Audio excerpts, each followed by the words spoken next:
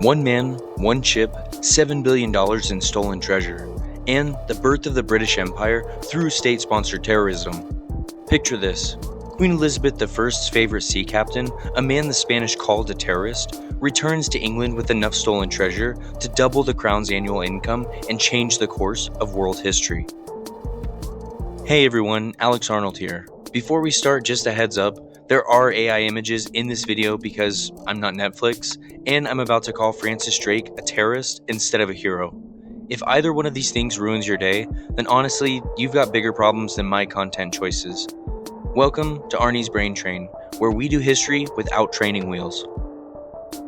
Today we're uncovering the full story of Francis Drake, a man who was simultaneously England's greatest hero and Spain's most wanted criminal, and how his ship, the Golden Hind, didn't just sail around the world, it transformed England through what was essentially state-sponsored terrorism on the high seas.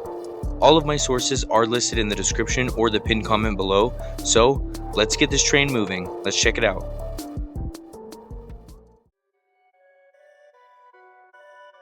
Now, before we even talk about any kind of treasure, you need to understand who Francis Drake really was. And I'm not going to list all of them, but the Spanish did have some colorful names for him. Born around 1540 in Devon, Drake came from humble beginnings. His father was a tenant farmer who later became a preacher, hardly the background you'd expect for England's most famous sea captain. But here's what made Drake different. While other boys were learning Latin, he was learning to read wind patterns and ocean currents on his cousin John Hawkins' slave trading ships. Yes, Drake's maritime education came from the slave trade, which tells you a lot about the world that he operated in. By age 25, Drake had witnessed Spanish treachery firsthand when they attacked his fleet at San Juan de Ulua in 1568. This wasn't business, it was personal. From that moment on, Drake harbored a hatred for Spain that would fuel his entire career. By the 1570s, Drake had made a name for himself raiding Spanish settlements in the Caribbean. The Spanish called him El Drake, the dragon, and they weren't being complimentary.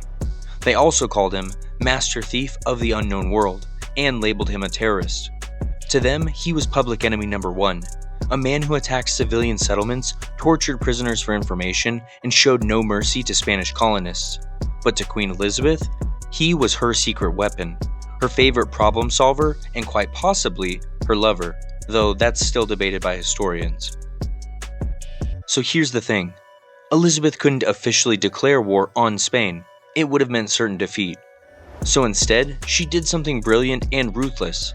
She gave Drake what amounted to a government-issued terrorism license, official permission to plunder Spanish ships and colonies using whatever methods necessary, as long as she got her cut.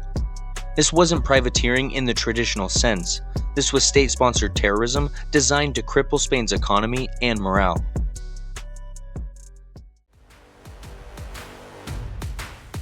Now let's talk about the ship that made all this possible. The Golden Hind wasn't originally even called the Golden Hind. Drake renamed it mid-voyage from Pelican to flatter Christopher Hatton, one of his financial backers, whose coat of arms featured a Golden Hind. But more importantly, this wasn't some massive warship. We're talking about a vessel roughly 120 feet long and 20 feet wide. For perspective, that's smaller than many modern luxury yachts. You could park two Golden Hinds in a football field. But what the Golden Hind lacked in size, it made up for in revolutionary design. This was a galleon built for speed, maneuverability, and long-distance travel. The hull was designed with a shallow draft, meaning it could navigate rivers and shallow coastal waters that larger Spanish ships couldn't reach. This gave Drake access to hiding spots and escape routes that his enemies couldn't follow. The ship's armament was strategically planned as well, 18 cannons. But here's the genius part, they weren't just for fighting. Drake positioned them to maximize psychological impact. The cannons were visible and intimidating, but the ship was actually designed to avoid fights, not seek them. When Spanish merchants saw the Golden Hind approaching with its distinctive red dragon figurehead, they often surrendered without a fight. Inside the ship was a marvel of efficiency. The crew quarters were cramped but functional, designed for about 80 men on a voyage that could last years.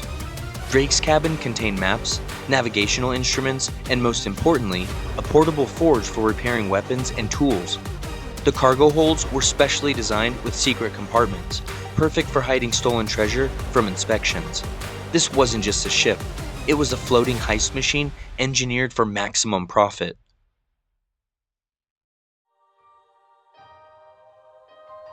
In December 1577, Drake set sail with 5 ships and about 160 men.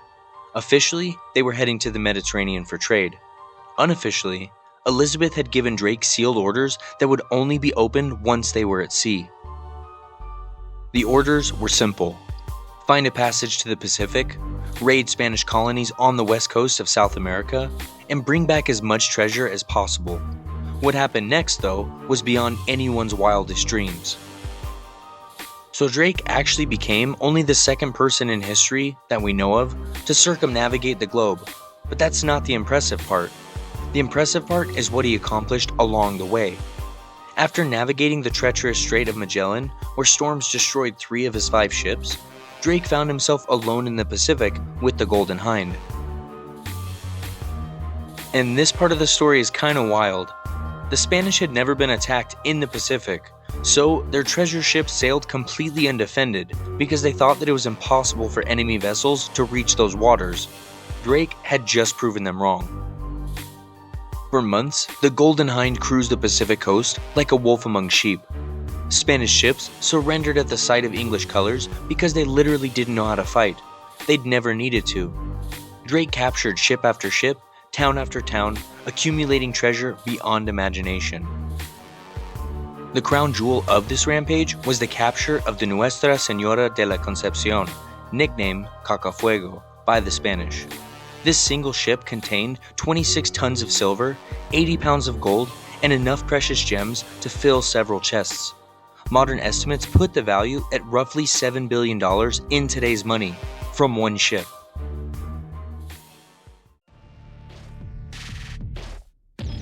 When Drake finally returned to England in September 1580, he brought back treasure that defied comprehension. We're talking about roughly 600,000 pounds in Elizabethan currency.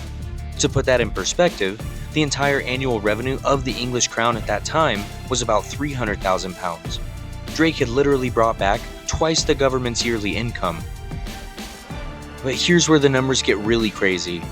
Adjusted for inflation and economic impact, historians estimate that Drake's haul was worth between $2 to $4 billion in modern purchasing power.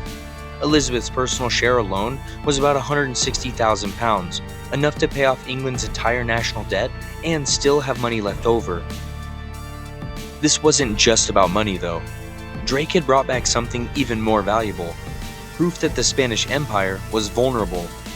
For decades, Spain had dominated the seas through a combination of superior numbers, better technology, and pure intimidation. Drake had just demonstrated that a single well-designed English ship with a very clever captain could run circles around the Spanish Navy. The psychological impact was enormous. English investors suddenly saw maritime ventures as incredibly profitable. Within a decade, English ships were appearing in every ocean, challenging Spanish dominance everywhere. Drake hadn't just brought back treasure, he fundamentally shifted the balance of global power.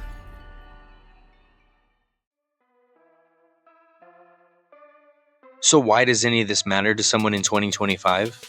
You're looking at the exact moment when England transformed from a minor European kingdom into the foundation of what would become the British Empire.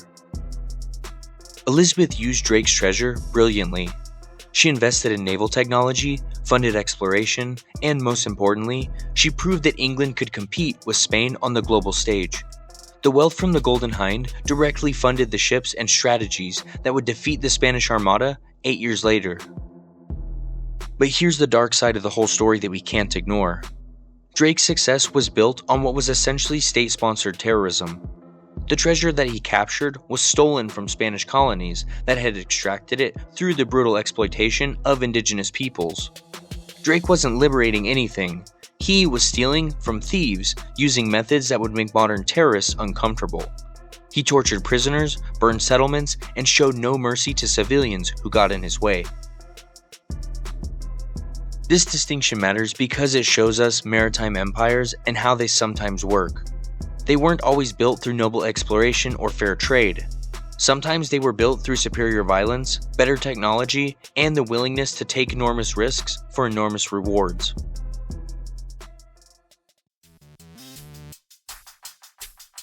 Alright, let's map everything together and summarize what we've talked about today. Francis Drake's circumnavigation of the globe aboard the Golden Hind wasn't just an impressive feat of seamanship, it was the single most profitable voyage in human history up to that point. The treasure that Drake brought back, equivalent to billions of modern dollars, didn't just make Queen Elizabeth rich. It provided the capital foundation for England's transformation into a global maritime power. The psychological impact was equally important. Drake proved that Spanish dominance could be challenged, inspiring a generation of English sea captains to follow in his wake. The Golden Hind itself was revolutionary, a ship designed for speed and maneuverability rather than brute force, perfectly suited for the hit-and-run tactics that would define English naval strategy for centuries. Most importantly, this voyage marked the exact moment when the balance of global power began shifting from Spain to England, setting the stage for the rise of the British Empire.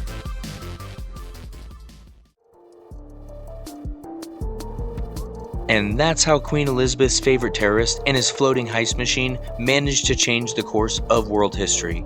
The Golden Hind didn't just carry treasure, it carried the seeds of a maritime empire that would dominate the globe for the next 300 years, all built on the foundation of state-sponsored terrorism that Elizabeth was brilliant enough to disguise as patriotic heroism. Thanks for joining me today, guys. What do you think? Was Drake a brilliant strategist or just a lucky pirate? Drop your thoughts in the comments below, and remember, if you want to see me improve any aspect of my videos or dive deeper into topics like this, subscribe to Arnie's Brain Train and help me grow and make my productions better. Finally, don't forget to check the description and the pinned comment for all of the sources that I used in this video, because on this channel, we actually back up our claims with real research. Until next time, keep that brain train rolling, and remember, the world isn't always this simple, but it's always this interesting. See you guys there. Bye.